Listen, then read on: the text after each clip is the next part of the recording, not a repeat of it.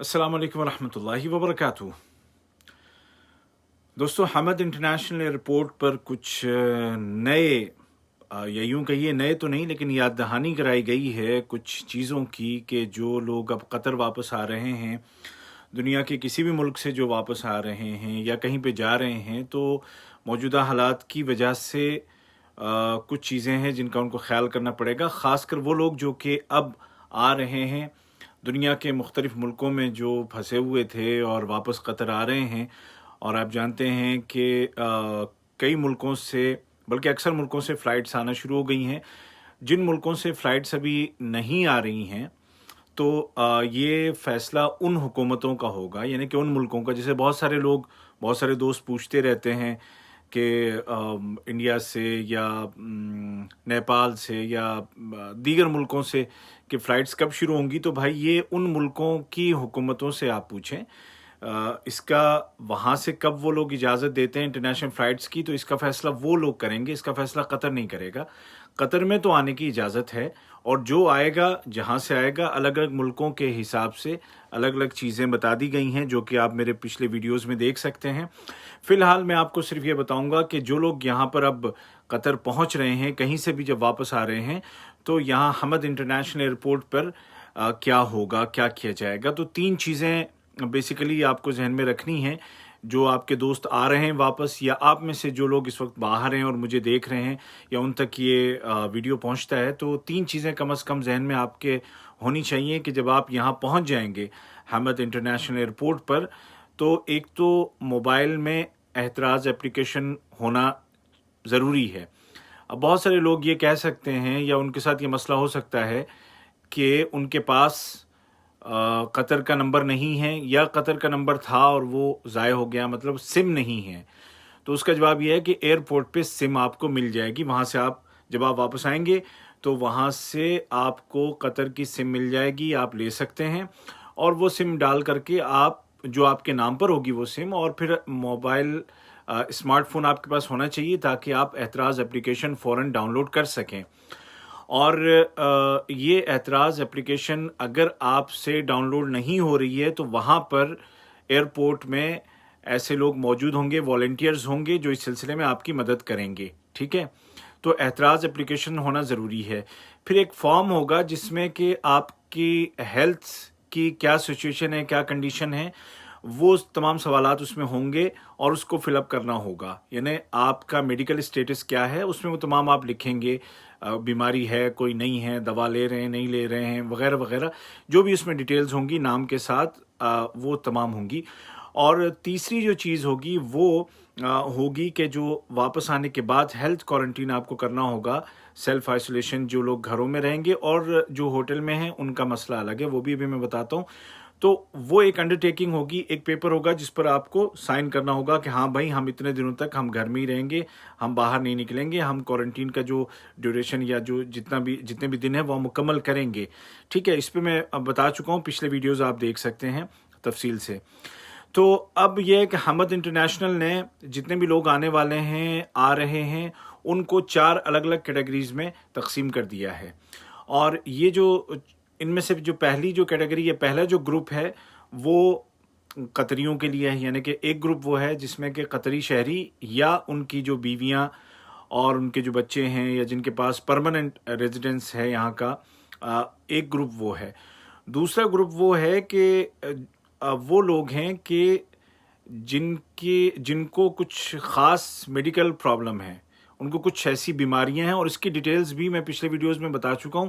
और वैसे आप हेल्थ मिनिस्ट्री की वेबसाइट पे देख सकते हैं कि कौन कौन सी बीमारियां उसमें वो लोग शामिल करते हैं। जैसे हाई ब्लड प्रेशर है, शुगर है, दिल की बीमारियां हैं, कोई फौरी तौर पर कोई इन दिनों में कोई ऑपरेशन हुआ है, तो ये, या फिर वो लोग कि जिनकी 55 साल से ज़्यादा की उम्र है, मोर देन 55 ईयर्स के जो लोग हैं, वो भी इसी कैटेगरी में हैं। ये दूसरा ग्रुप है।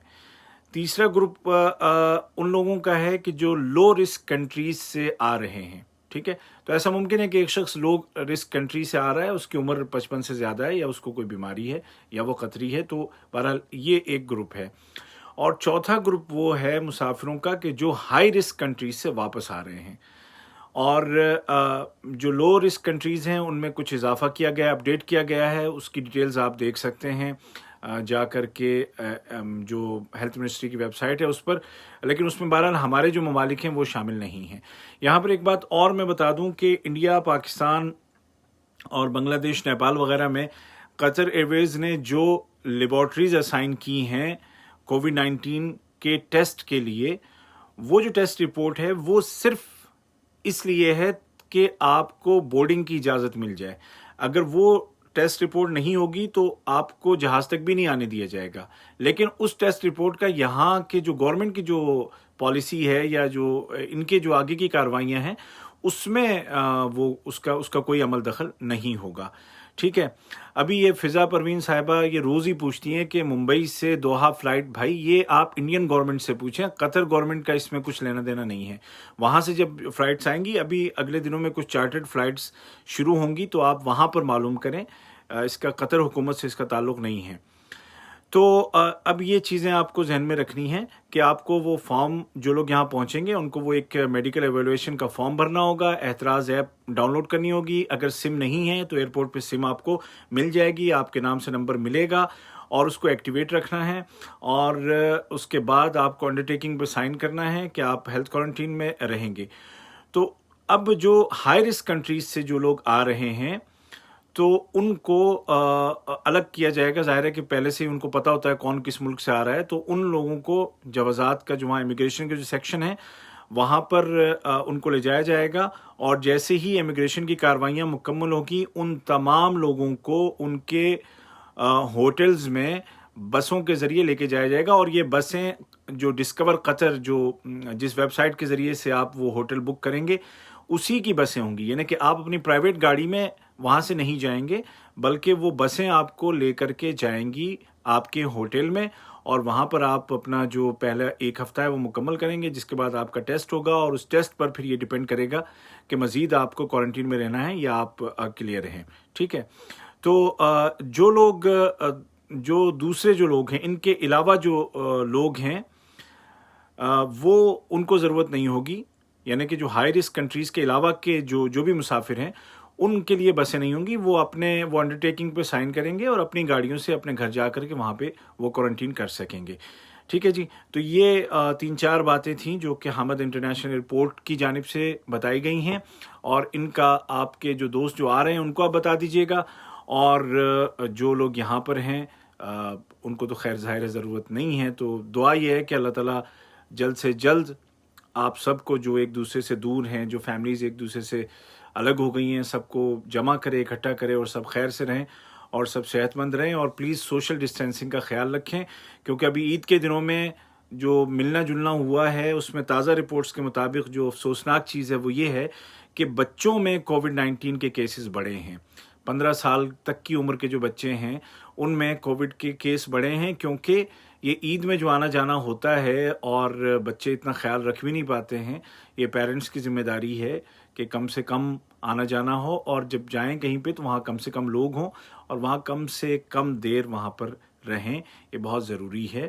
اور اسی طریقے سے جو 15 سے 20 سال کے جو عمر ہے اس میں بھی کووڈ 19 کے کیس، مطلب جو ینگ ایج ہے ان میں اب ٹین ایجرز میں اور بچوں میں کیس دیکھے جا رہے ہیں، جو کہ ایک تشویشناک چیز ہے۔ تو سوشل ڈسٹینسنگ کا پورا خیال رکھیں۔ ٹھیک ہے جی، عبید طاہر کو دعاؤں میں یاد رکھیے گا، اور ویڈیو کے نیچے آپ کو ایک شیئر کا ایک بٹن نظر آ رہا ہوگا، تو شیئر کیجئے تاکہ زیادہ سے زیادہ لوگوں تک صحیح معلومات پہنچیں۔ افواہوں سے دور رہیے اور ایجنٹوں کی باتوں سے دور رہیے۔ جو بھی معلومات آپ کو چاہیے وہ گورنمنٹ کے آفیشیل چینل سے، ان کے اکاؤنٹ سے آپ لیا کریں، ان کی ویب سائٹ سے لیا کریں، یہاں وہاں کی باتوں پہ دھیان نہ دیں۔ اللہ آپ سب کا نگہبان ہو۔ بہت بہت شکریہ، اللہ حافظ۔